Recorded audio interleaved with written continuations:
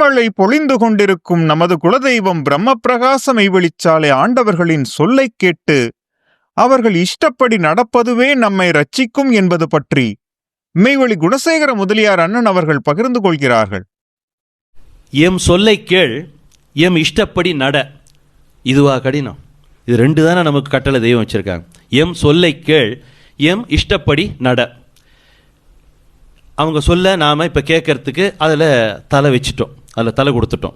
அவங்க இஷ்டப்படி நட என்ன? மாமிசம் உண்ணாதே, பஞ்சமாபாதகம் செய்யாதே, தூக்கத்தை குறை. நிறுத்த சொல்லலை, நிறுத்தினா இவன் பைத்தியம் முடிச்சிடும். தூக்கத்தை குறை, அரை வயிறு பசியாறு, தன்னறிவில் சாராதே, சார நினைக்காதே. இது வரைக்கும் நம்ம சாராதேன்னு தான் சொல்லிகிட்டு இருந்தோம். இனி சார நினைக்காதே. தீர்க்க தரிசனம் உன் உயிர் உஜார், இந்த பொன்னரங்கம் உன்னது என நினை. எம்மையே நினை, தோத்திரம் செய், எம்மிடமே வேண்டு. உனக்கு என்ன வேண்டுனாலும் எங்கிட்ட வேண்டு. உனக்காக இன்னொருத்தர்கிட்ட சொல்லி நீ பண்ண வேணாம். உனக்கும் எனக்கும் தான் சம்பந்தம். என்ன, தீபமும் திரியும் போல நீயும் நானும் இருக்கணும்னு உத்தரவு பண்ணுறாங்களே, இது என்ன கருணை! தீபமும் திரியும் போல நீயும் நானும் இருக்கிறோம். நீ எம் மாணாக்கனாக மட்டும் இரு. இப்படி எத்தனையோ வேதங்கள் வந்திருக்கே, எங்கன்னா ஒன்று, இப்படி ஒன்றே ஒன்று இல்லை. யதார்த்தமாக இரு, குயுக்தியை ஒழி, மெய்வழி வேதாந்தங்களை நாவில் வைத்து புழங்கு. மூல மந்திரம் உன் உயிர் நாவில் ஒட்டி வைத்துக்கொள். எம்மை அன்றி வேறு ஒன்றையும் நேசிக்காதே. எம் மாணாக்கனாக மட்டும் இரு. பிறர் குறை பார்க்காதே, மற்றவரிடம் இரக்கம் காட்டு. சத்திய ஒட்டுதலுடன் இரு. நாளை உனக்கு வேண்டியவர் நாம் ஒருவரே என்று இரு. பாரா வணக்கம் பார், வணக்கங்களிலும் திருவிழாக்களிலும் கலந்து கொள். மெய்யை விட்டு விலகியவனிடம் எந்தவித சம்பந்தமும் வைத்து கொள்ளாது. மெய்யின எது? இதில் நமக்கு ரொம்ப தெளிவாய்க்கணும். இது ஒரு பொதுவான ஒரு வார்த்தையாக நம்ம எடுத்துக்கூடாது. மெய்யை விட்டு விலகியவன் அப்படின்னா மெய் எது? அவங்க தானே, அவங்க வாக்கு தானே, அதுதானே மெய்யே. அது இல்லை அப்படின்னு சொல்கிறவன் தான் மெய்யை விட்டு விலகிறான். சாலைக்கே சில பேர் வராது இருப்பாங்க, ஏதோ ஒரு துரதிருஷ்டவசத்தால். என்ன, அவங்க விலகி போகணும். அவங்க என்ன உள்ளத்தில், என்ன ஒரு சத்தியத்தில் தெய்வத்து மேலே ஒட்டுதலாக இருக்காங்க நமக்கு தெரியாது. அது அவங்களுக்கும் தெய்வத்துக்கும் தெரியும். முடிஞ்சு போச்சு. சாலைக்கு அவர் வர்றதே இல்லை, அதனால் அவர் போயிட்டார் அப்படின்னு நினைக்கக்கூடாது. அதை ஒரு தெய்வம் இன்னொரு இடத்துல சொல்கிறாங்க, ஏதோ ஒரு காரணத்தினால என்கிட்டேருந்து உனக்கு அந்த தொடர்பு கொஞ்சம் விட்டு இருக்கலாம், ஆனால் அதை திருப்பி மாற்றி கொண்டு கூடிக்கணும் அப்படின்றத உத்தரவு சொல்கிறாங்க. ஜீவ பிரயாணத்தில் பங்கேற்றுக்கொள். அந்த மெய்யை விட்டு விலகினுன்றதில் நாம் துலக்கமாக இருக்கணும். அவங்க இல்லை, அவங்க பலிதம் இல்லைன்னு சொல்கிறவன் மெய்யை விட்டு விலகியவன். மான்மியத்தில், அதாவது ஏன் இதை நான் இப்போ இவ்வளோ அழுத்தம் திருத்தமாக சொல்கிறேன் அப்படின்னா, இனி எக்காலத்தும் நமக்கு இதுதான். இனி ஒருத்தர் வரப்போகிறதில்ல. இது தெய்வம் வான்மதி குரலில் அந்த 106ன்னு நினைக்கிறேன் வாக்கியம், அதை எடுத்து பாருங்கள். நம்ம சாலையர் கூடத்தில் கூட போட்டிருக்கோம். என்ன சொல்கிறாங்க? இது எந்த ஒரு காலத்தும் வந்ததில்லை, இனி எந்த ஒரு காலத்தும் வர முடியாது. அதாவது வரக்கூடாதுன்னு வர முடியாதுன்னு துலக்கமாக சொல்கிறாங்க தெய்வம். இது கிடையாது, இதோடு சரி. ஒரு பெரிய இது நாட்டை கைப்பற்றணுன்றதுக்கு சக்கரவர்த்தி ஒருத்தர் படையெடுத்து வந்துட்டார். அதுக்கப்புறம் ஒரு சின்ன சிற்றரசன் அனுப்பிச்சு நீ கொஞ்சம் படையெடுத்து போன்னு அனுப்புவாரா? இல்லை, யாராலும் முடியல. யாராலையும் இந்த கலியனை திருப்பி இந்த வெறுங்கையனை இந்த மெய்யை அளக்கக்கூடிய வல்லவம் இல்லைன்னு தானே அவங்க அத்தனை பேரையும் அந்த மறை சொன்ன தெய்வத்தை, படைத்த தெய்வத்தை அனுப்பிச்சாங்க. அவங்களே வந்தாங்க. அப்போ அவங்க வந்த பிறகு அவங்களுக்கு அடுத்தது இன்னொன்று வரும்னு சொன்னாக்கா, இது தன்னோட தாய்க்கு இணையாக இன்னொருத்தரை சொல்கிற மாதிரி இருக்கும். தன்னுடைய தாய்க்கு, பெத்த தாய்க்கு இணையாக ஒருத்தரை சொல்கிற மாதிரி அது குற்றமாகும். அப்படி சொல்லக்கூடாது. அதை மான்மியத்தில் சொல்கிறாங்க. வைரவன் கோயில் முகப்பில் எல்லா காலங்களுக்கும் வந்துள்ள எல்லா வேதகாருண்ய பாரவான்களும் விதி வீதியின் வழி கூறி வந்துள்ளதும், இனி என்னை தவிர உங்களுக்கு எடுத்து கூற வராததுமாகிய, இதுக்கு மேலே என்ன அத்தாட்சி வேணும் நமக்கு? இவங்களுக்கு மேலே இனி யாருன்னா நமக்கு எடுத்து சொல்ல வருவாங்களா? இல்லை. என்னை தவிர, இனி என்னை தவிர உங்களுக்கு எடுத்து கூற வராததுமாகிய இது சர்வ காலங்களுக்கும் தீர்ப்பு சத்தியம் சத்தியம் சத்தியம். இதையும் மீறி இணை வைக்க நினைத்தால் நரகமே கதி. இதை தான் சொல்கிறாங்க. இப்போ நமக்கு தொலங்காத இல்லை, தெய்வம் எங்கேயோ சொல்லாத விட்டுட்டாங்கன்னா ரைட்டு, இப்படியோ அப்படியோ இருக்கலாம். ஆனால் தீர்க்கமாக இருக்க இதுக்கு எதனா தனியாக அறிவு வேணுமா? வேண்டாமே. யதார்த்தமாக நின்று பார்த்தா சொல்லுதே. நம்ம புழக்கத்தில் பார்த்தீங்கன்னா தேவாக்கள் அப்படின்னு ஒரு வார்த்தை புழங்குது, தேவர்கள் அப்படின்னு ஒரு வார்த்தை புழங்குது. இது ரெண்டுத்துக்கும் பார்த்தீங்கன்னா இந்த பிராமண சமூகத்தில் தேவாக்கள் தான் சொல்லுவாங்க, தேவர்னு சொல்கிறதில்ல. ஆனால் தேவர்கள்ன்றது புழக்கத்தில் இருக்குது. அது கடவுளுடைய வாய்மைக்கு உட்பட்டு சகலத்தையும் அறவே துறந்து ஐயனோடு 12 வருடம் கூடவே சத்தியத்துடன் ஒட்டுதலுடன் இருந்து அவர்கள் வாய்மையை அனுபவபூர்வமாக, அவர்களுடைய வாய்மையை அனுபவபூர்வமாக, அணு அப்படின்னாக்கா ஒழுக்கம், என்ன பவம் அப்படின்னாக்கா பிறப்பு, பவப்பிறப்புன்னு சொல்கிறோம் இல்லையா, பவம்னா பிறப்பு, அணு அப்படின்னா ஒழுக்கம், ஒழுக்க பிறப்பு பிறந்து அனுபவபூர்வமாக தெரிஞ்சுக்கிறது அப்படின்னா ஒழுக்க பிறப்பு. அது நம்மால முடியாது. அது தெய்வம் அவங்க நின்றாங்க இல்லையா, அந்த ஒரு சொல்லில் நின்ற உத்தமி சத்தியனேன்றாங்களே, அது அவங்களுக்கு பொருந்தும். அப்படி இருந்தவங்க, அப்படி ஆகி கொண்டவர்கள், ஒழுக்க பிறப்பு பிறந்து ஆகி கொண்டவர்கள் தேவாக்கள். தேவர்கள் அப்படின்னா ஐயனை சந்தித்து இவர்கள் சர்வேஸ்வரன் நம்பி அவர்களை அண்டி அவர்கள் இரக்கத்திற்கு பாத்திரமாகி அவர்கள் பிள்ளைகளாக பிறந்தவர்கள் தேவர்கள். இந்த வித்தியாசம் நம்ம சும்மா ஒரு தெரிஞ்சு வச்சுக்கிறதுக்காக தான். இந்த காலகாலமாக பார்த்தீங்கன்னா வழிபாடு அப்படின்றது ஒரு புழக்கத்தில் இருக்குது. என்னங்க உங்கள் மதத்தில் என்னங்க வழிபாடு அப்படின்னு கேட்பான். இப்போ சைவ மதத்தில் என்ன வழிபாடு, வைஷ்ணவத்தில் என்ன வழிபாடு, சைவ வழிபாடு, வைணவ வழிபாடு, இஸ்லாத்தில் அந்த தொழுகை நெறி, இப்படியெல்லாம் சொல்கிறாங்க. அப்போ ஒரு மதத்துலேயும் அந்த வழிபாடுன்றது புழக்கத்தில் இருக்குது. வழிபாடுனா என்ன அப்படின்னா, இது வரைக்கும் எல்லாரும் வழிபாடுன்னு சொல்லிட்டு இருக்கோமே தவிர்த்து வழிபாடுன்றதுக்கு துலக்கமாக நம்ம அறிவு சம்மதிக்கிற மாதிரி ஒரு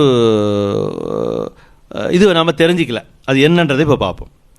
கண்கள் தெய்வ பேரழகு ரூபலாவண்யத்தில் ஈடுபட்டு நிலைக்க, அதில் ஈடுபட்டுட்டு திரும்ப இல்லை, நிலைக்க. கண்கள் நமக்கு இருக்கு, தெய்வ பேரழகு ரூபலாவண்யத்தில் ஈடுபட்டு நிலைக்க. செவிகள் அவர்கள் என்றும் நிலைத்திருக்கும் திருவாயுரை கேட்டு அதன் புகழை வாங்க போற்ற.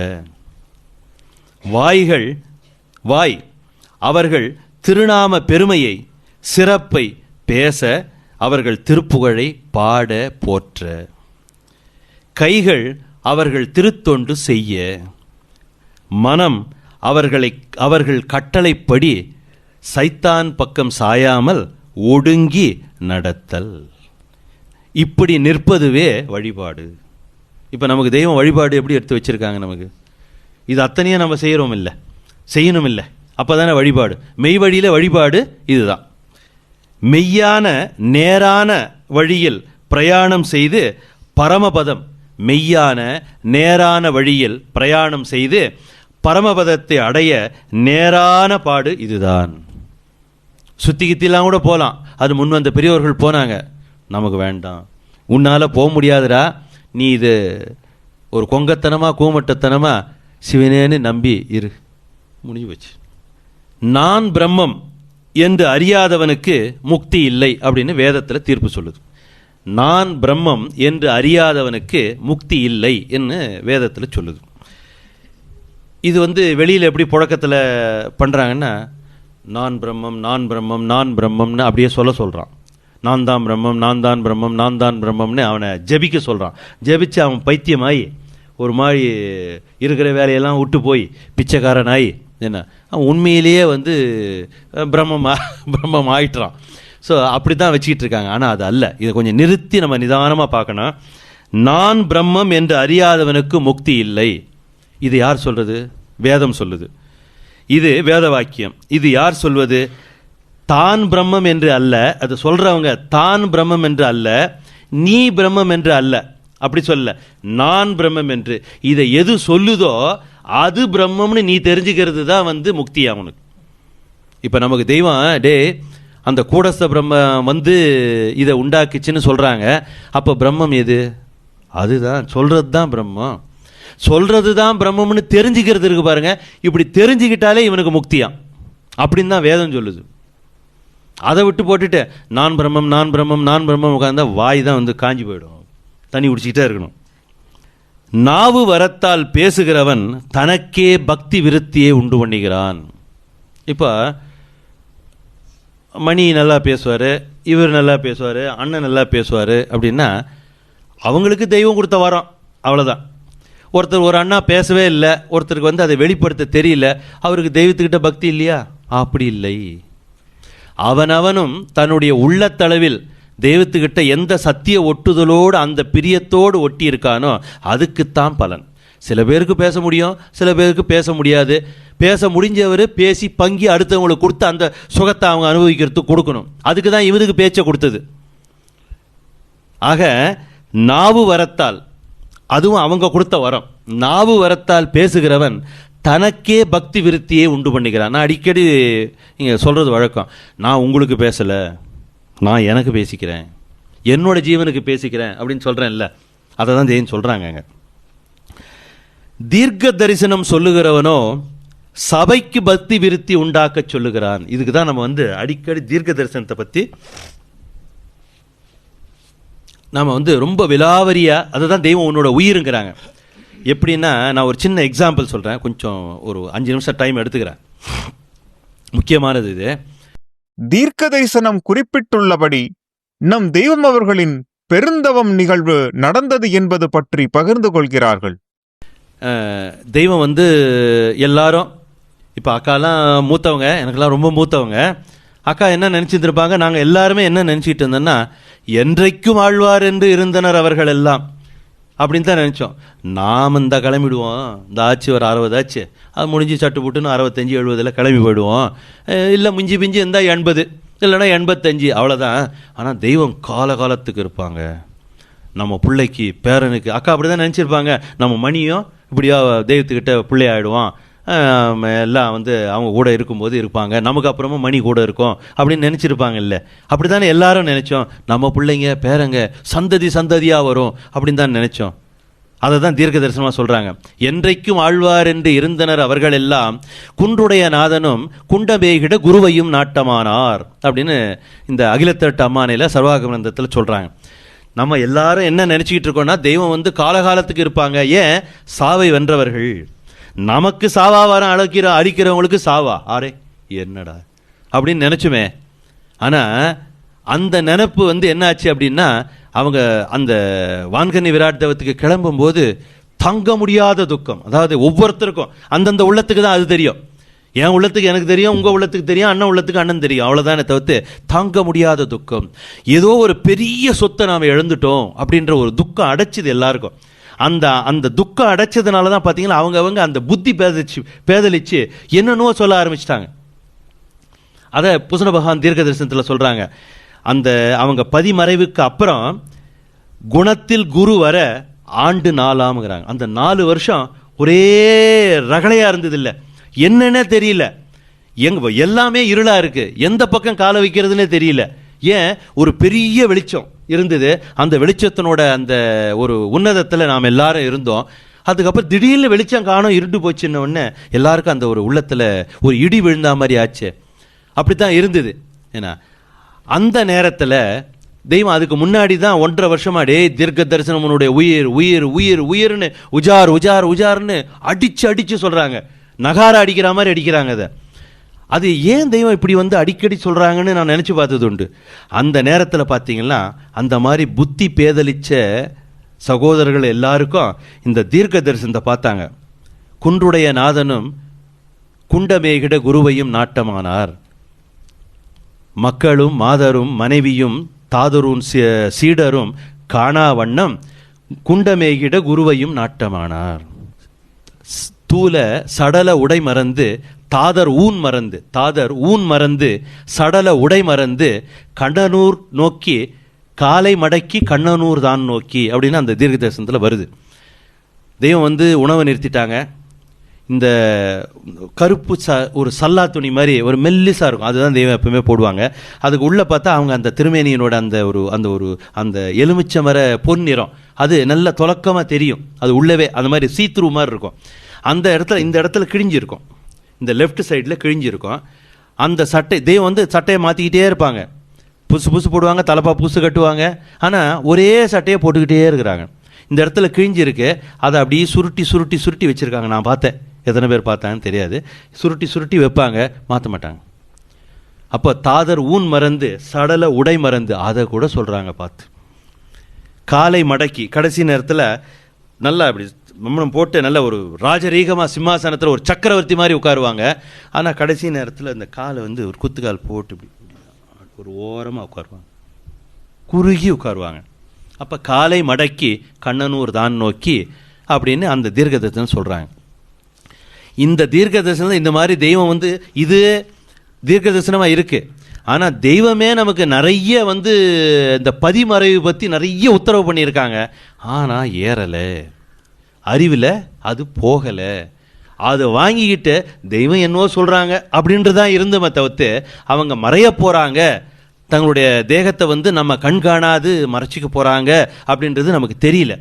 அந்த நேரத்தில் இந்த மாதிரி தீர்க்க தரிசனங்கள்லாம் வெளியில் அந்த மாதிரி ஒரு சலிப்படைந்த ஒரு புத்தி பேதலிச்ச உள்ளங்களுக்கு ஒரு ஊன்றுகோலாக நின்று அவங்களெல்லாம் திருப்பி கொண்டு வந்தது.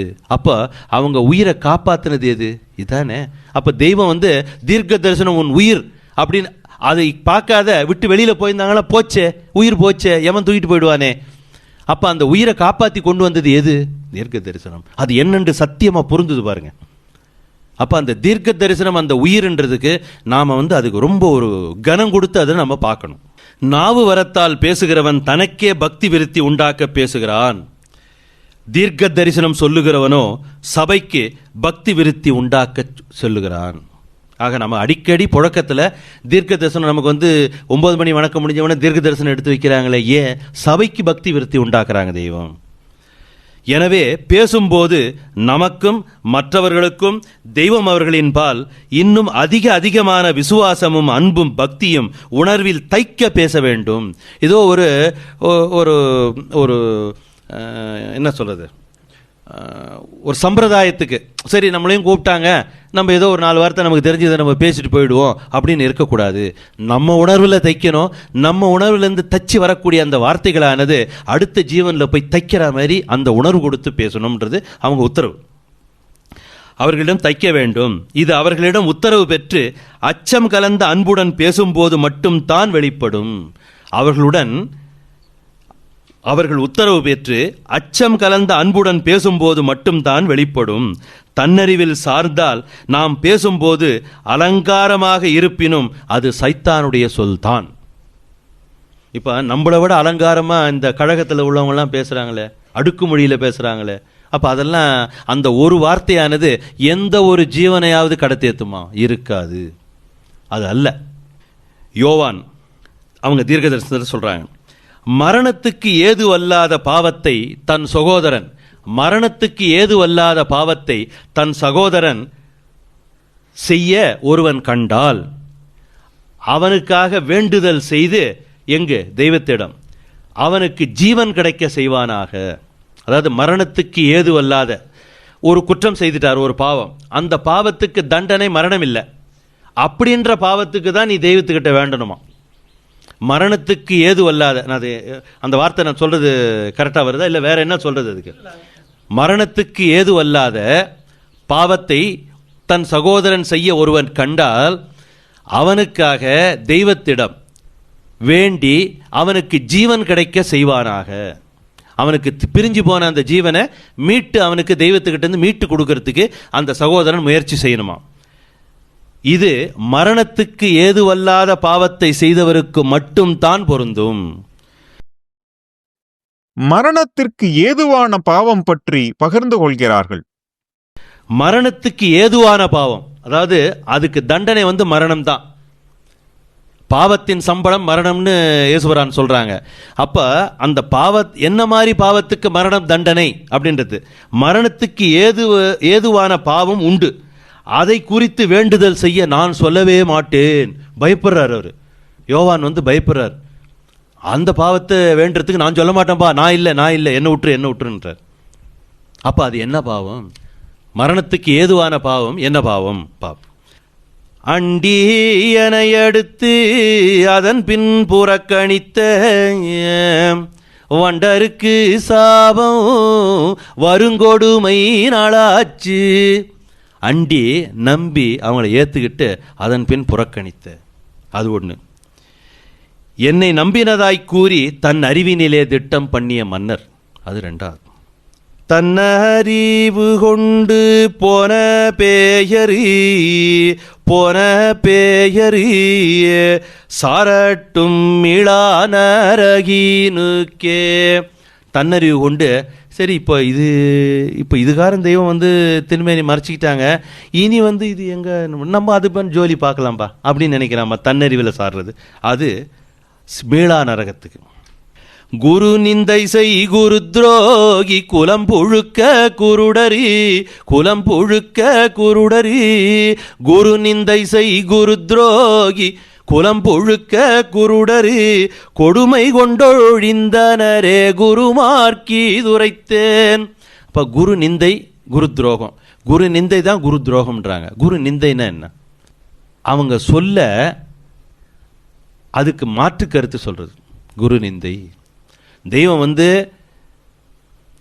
இந்த இதில் ஒரு கண்ணியில் ஒரு பாட்டில் சொல்கிறாங்க, பண்டை ஐயன் சொல்லதனை மாற்றி சொல்லும் பாதகத்தால் இபுலீசாய் போனான் என்று.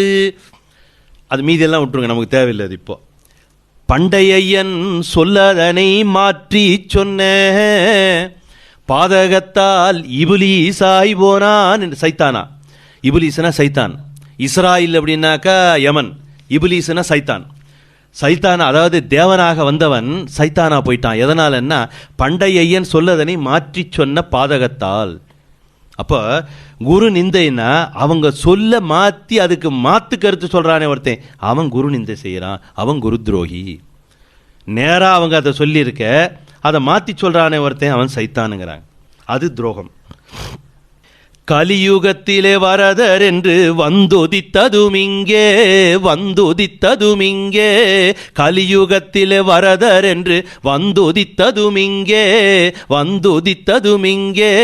கடம்பவன நாதர் என்று பேரெடுத்ததுமிங்கே. இது பலிதமில்லை என்றுரைக்கும் பாவிகளை இப்போ. இது வந்து கலிகால நிகழ்ச்சியை ஆண்டவர் முன்பே சொன்னதுன்றது நம்ம வேதாந்தத்தில் தெய்வம் வச்சிருக்காங்க.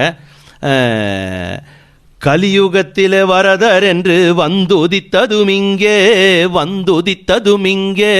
கடம்பவன நாதர் என்று பேரெடுத்ததுமிங்கே பலிதமில்லை என்றுரைக்கும் பாவிகளை இப்போ பார்த்திருக்க பதைக்க பண்ணுகிறேன் பாராய். அந்த உள்ளம் என்னைக்கும் பதைக்கும்.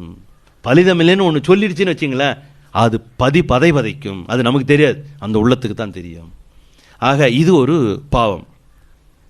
நேரம் பொல்லாதேழு எழும்பூதையா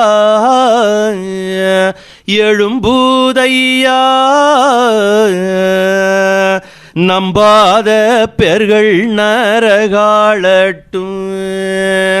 தன்னறிவு கொண்டு போன பேயரு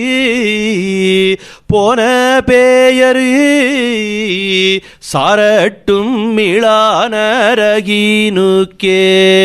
இந்த தன்னறிவினோட கோரம் எப்பேற்பட்டதா இருக்கு பாருங்க. தெய்வமே இந்த கோரமாக எடுத்து அதை சொல்கிறாங்கன்னா அதனோட நீட்சி எப்பேற்பட்டதா இருக்கு. அப்போ அதில் போய் நம்ம அதை அல்வா துண்டா எடுத்து வச்சுக்கிட்டோம்னா அடி கலங்குதே. அதில் இருந்து அதை தொடணும்னு கூட நம்ம நினைக்கப்படாது, நினைவில் கூட நினைக்கப்படாது. நாம் தெய்வமே கதின்னு அவங்க பாதார விந்தத்தில் தஞ்சமே தஞ்சம்னு அவங்கள சுற்றி வர்றது தான் நமக்கு முக்தி. இதுதான் மரணத்துக்கு ஏதுவான பாவம். இது குறித்து நான் வேண்ட சொல்ல மாட்டேன், பயப்படுறாங்க அவங்க. ஏன்னா அது வேண்ட சொன்னாங்கன்னா அவங்களுக்கு பாவம் ஒட்டிக்குமா. இந்த நம்ம இதில் நீங்கள் வெள்ளிக்கிழமை வேதம் ஓதுறீங்க இல்லையா, எல்லாரும் கூடி ஓதுறீங்க. அதில் வந்து நிறைய அரபு எழுத்துக்கள் வரும். சில பேருக்கு வந்து அந்த அரபு எழுத்துக்கள் வந்து என்ன இது அரபு எழுத்தில் இருக்க, நமக்கு தமிழில் இல்லையே, அது எப்படி என்னன்னு தெரிஞ்சுக்கிறது, யாரை கேட்குறது என்னன்றது ஒரு உள்ளத்தில் இருக்கலாம். அந்த அரபு எழுத்துக்கள் எல்லாமே தெய்வம் கையாளுறாங்க. அது அத்தனையும் தமிழே தமிழே தமிழே, அத்தனையும் தமிழே. அதை நம்ம அரபு எழுத்துன்னு வேற்றுப்படுத்தி பார்க்கவே வேண்டாம். அது நம்ம தெய்வம் உண்டாக்கின தமிழே சத்தியம். அது புழக்கத்தில் உள்ளது சிலது, அதை மட்டும் நான் உங்கள்கிட்ட பங்கிக்கிறேன். கல்பு அப்படின்னாக்கா இருதயம். உம்முல், உம்முல் கிதாப் அப்படின்னு வருது மான்மியத்தில். உம்முல் அப்படின்னா மெய், உம்முல் கிதாப் அப்படின்னா மெய் வேதம். அப்போ பொய் வேதம்னு ஒன்று இருக்குது போல இருக்குது. அதனால தானே மெய் வேதம்னு சொல்கிறாங்க. எது உங்களுக்கு பரமபதத்தை வந்து வருவிச்சு தருதோ அது மெய் வேதம், எது அது தரலையோ அது பொய் வேதம். ஈமான் நம்பிக்கை, அங்கேயும் நம்பிக்கை தான் சொல்கிறாங்க. ஏன் அரபு தேசத்தில் அரேபியாவில் அரபு மொழியில் நம்பிக்கை இருக்குது, அங்கே கூட இருக்குமோ? இருக்கும் போல இருக்குது, நம்பிக்கை இருக்குது. ஏன் நம்பிக்கை தான் அடித்தளம். அந்த நம்பிக்கை என்ற அந்த அஸ்திவாரத்தில் தான் நம்முடைய இந்த தேவகோட்டையானது கட்டப்படுகிறது. சிபத்து பிரம்ம பிரகாசம். இல்மு, இல்மு என்றும் கல்வி என்றும் இல்மு என்றும் பெயர் படைத்திருக்கின்றது மான்மியத்தில் சொல்கிறாங்க. இல்முனா மெய்க்கல்வி, அப்போ பொய்க்கல்வி இருக்குது, அதனால தானே மெய்க்கல்வின்னு சொல்கிறாங்க. மூமீன் புண்ணியர். மறையதில் மூமீன் தேகம் மண் தோடாதெனச் சொன்னானல். மறையதில் மூமீன் தேகம் மண் தோடாதெனச் சொன்னானல். உரைத்தனர் ஹதீது ஆலீம் உருமிய நாரி செத்தார். கோலம் இப்படியே பார்த்தேன், கோலமாயிரம் பேர் இப்படியே பார்த்தேன். மறை பொய்யோ இவர்கள்தான் பொய்யோ வகுத்துரை செய்வீர் நாதா. அப்போ அந்த மூமீன்ன்றது புண்ணியர். அந்த புண்ணியருக்கு மண் தீண்டாதான், மண் தீண்டாதவங்க புண்ணியர். புண்ணியத்துக்கு ஒரு உரு உண்டு, அது உன்னுடைய ஆசான். நீங்கள் அந்த புண்ணியத்தை சம்பாதிக்கணும், மண் தீண்டாத புண்ணியத்தை சம்பாதிக்கணும்னா அவங்க ஒருத்தர் தான். இன்சான் மனிதன். ஹக்குல் எக்கீன், ஹக்குல் எக்கீன். ஹக்கு அப்படின்னாக்கா இறை, தேவர், ஈசன். ஹக்கு. ஹக்குல் எக்கீன்னாக்கா மெய் நம்பிக்கை.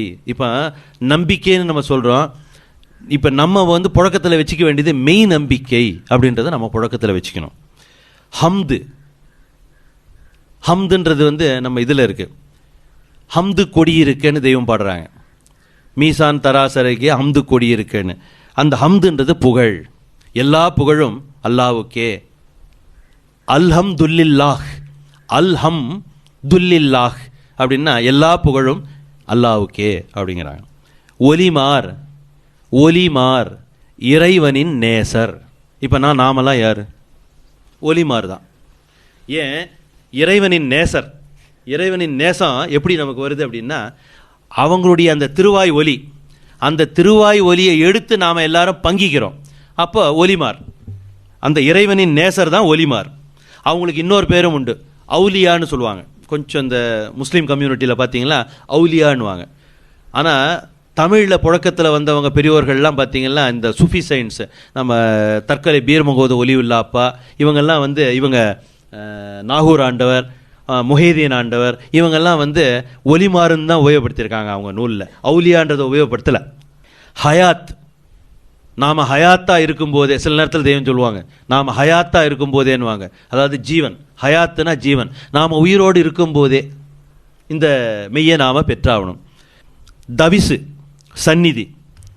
அரியருள் வருகும் அருமறை வீதியோர் யாதாபு சேனும் கலா மயிலே பெரிய பேரின்பம் பொதில்த பெட்டகமே புகழவுன் பெருமையை பெரியோரிய சிறிய நான் புகழலி செல்லுமோ சொல்லாய் திருவாய் கொண்மறு மொழி புகழ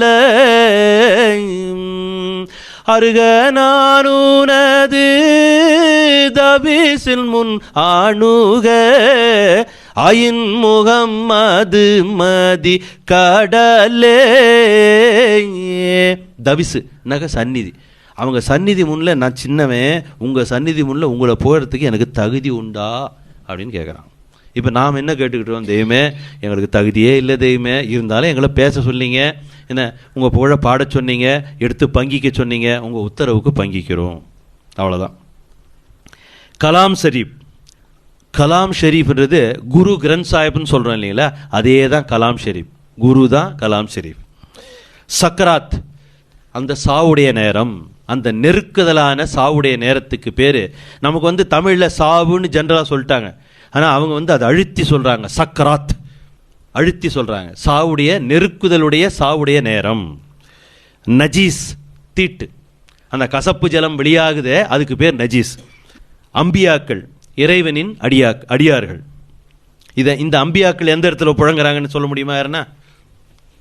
நம்ம இதில் தீர்க்க தரிசனத்தில் நம்ம தற்கலை பீரமுகமது ஒலியுல்லா அப்பா சொல்கிறாங்களே, விலாசமே அவ்வலாகிரு அகதுமாயொரு அன்பிள்ளை சிங்கம் ஆண்டவர் அம்பியாக்களின் முன்பதானவர் அன்று தந்த விலாசமே. எவ்வி வெட்ட வேளிக்குள்ளே சுழித்தாடி நின்றகள் நாடியில் எந்த நேரமும் அந்த யாசினை தொந்தமாய் தரிசித்தவில் திங்கள் ஒருகையும் சுருதி ஒருகையும் செங்கோல் சங்கு வளைகளும் தேனுமாவோடு பாலு நீரமுதாக உண்டு கழித்தவா. எங்கு நடமெடு 2 பாதமில் ஒன்று உயர்த்திய ஒன்றினால் இலங்கும் இருசவி டால் மீதித்தவா வெண்மணி குணரத்னமே. தற்கலை பீர் முகமது ஒலியுல்லா அப்பா இஸ்லாத்தில் வந்தவங்க, சுஃபி செயின்ட்டு, ஒரு மெஞ்ஞானி. அவங்க எங்கு நடமேடு 2 பாதமில் ஒன்று உயர்த்திய ஒன்றினால் இலங்கும் ஒரு செவி டால் மீதித்தவா வெண்மணி குணரத்னமே. நடராஜ பெருமான சிலம்பத்தில் நடனம் ஆடுறது ஏன் அவங்க பேசுகிறாங்க? இவர் நடராஜர் சைவம், அவங்க ஒலியுல்லா அப்பான்னு சொல்கிறோம், பீர் முகமதுன்னு வேற சொல்கிறோம். அப்போ இஸ்லாம சைவம் ஒன்றா? சத்தியமாக ஒன்று, என்னுடைய ஜீவசாட்சியாக ஒன்று. சத்தியம் சைவத்திலேருந்து போய் தான் இஸ்லாத்தை உண்டு பண்ணியிருக்கு, இஸ்லாத்திலேருந்து வந்து தான் திருப்பி சைவத்தை உண்டு பண்ணியிருக்கு. அரியும் அரணம் ஒன்று, அறியாத வாயில் மண்ணுன்னு ஒரு பழமொழி சொல்லுவாங்க, அது உண்மையிலே உண்மை. ஹூப் சியாதத், வணக்கம், தக்கீர்னு சொல்லுவாங்க.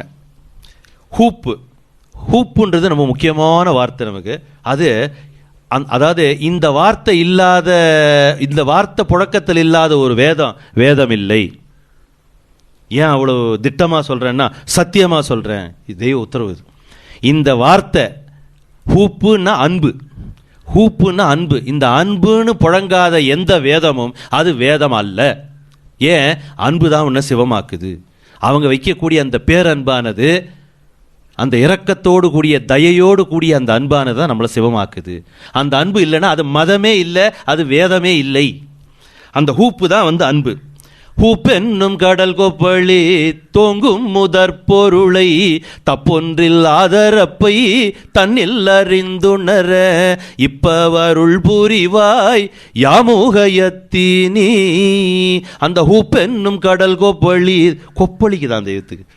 நமக்கு தேடி தேடி பிடிச்சி கொண்டாந்து வச்சு அப்பா அன்பாயிருன்னா கூட அது நான் இல்லை அப்படின்னு ஒதுங்குது. அவங்களுக்கு அந்த அன்பானது கொப்பளிக்கு தான். அதாவது அந்த வார்த்தையை கேட்டாலும் நமக்கு சந்தோஷமாக இருக்குல்ல, அப்படி கொப்பளிச்சதுனால தான் அந்த அன்பானது குமுறி குமுறி குமுறி கொப்பளிச்சதுனால தான் இத்தனை தலையை உண்டு பண்ணியிருக்காங்களே தெய்வம். 5049 உண்டு பண்ணாங்க. அதுக்கப்புறமா தன் நினைவு வல்லவம் கொண்டு தொட்டது அனைத்தையும் இந்த பரமபதத்தில் ஆக்கக்கூடிய அந்த வஸ்து வித்தானது என்ன வல்லபமுடையதாக இருக்கும் என்று எண்ணி பாருங்கிறாங்க. ரெண்டு வார்த்தையில் சொல்றாங்க. தொட்டதனைத்தும், தன் நினைவு வல்லவம் கொண்டு தொட்டதனைத்தையும். அவங்க திருமேனி தாங்கி இருக்கும்போது அவங்க நினைச்சு தொடுறாங்க, இவனுக்கு நாம கொடுக்கணும்னு. அது ஒரு ஸ்டேஜ். அதுக்கப்புறம் அவங்கள தொட்டது, இப்போ அவங்கள தொட்டது அனைத்தும் ஒட்டிச்சே. எப்படி வந்து அந்த காந்தத்துக்கு பக்கத்தில் இரும்பு துண்டுகள்லாம் வந்து கடன்னு ஒட்டிக்குதோ அது மாதிரி ஒட்டிக்கிச்சு எல்லாம். அவங்க தொட்டது அவங்கள தொட்டது அனைத்தையும் இந்த பரமபதத்தில் ஆக்கக்கூடிய அந்த வல்லவம் வந்து அந்த பேர் அந்த வஸ்து வித்துக்கு எந்த வல்லவம் உடையதுன்னு பார், இதை நீ இந்த அளவில் எண்ணி பாருங்கிறான். வழக்கம் போல இந்த ஓதி பங்கி கொண்டதிலும் வாங்கி பங்கி கொண்டதிலும் மெய்க்கு ஒவ்வாத குறைகள் இருக்குமானால் நம்முடைய தேவபுரான் பிரம்மபிரகாச மெய்வழி சாலை ஆண்டவர்கள் அவருடைய சுத்த திருவடி பற்றி பாதாரங்களை அண்டி மன்னிப்பு வேண்டுகின்றேன். அதே நேரத்தில் இதை வாங்கி பங்கியதில் உங்கள் உள்ளங்களுக்கு நிறைவான ஒரு உணர்வு பூர்வமான உயிர் அமைதி கிட்டியிருக்குமானால் அதற்கு பூரண காரணகர்த்தராகிய நமது குலதெய்வ தேவேசர் அவர்கள் பிரம்மபிரகாச மெய்வழி சாலை ஆண்டவர்கள் அவர்களுடைய அந்த ஒப்பிலாத பெரிய திருவடிகள் இரண்டிற்கும் நாம் எல்லோரும் சேர்ந்து அதை ஜீவகாணிக்கையாக சமர்ப்பிப்போமாக. முத்தி பேருரை தொடரும். நமஸ்காரம்.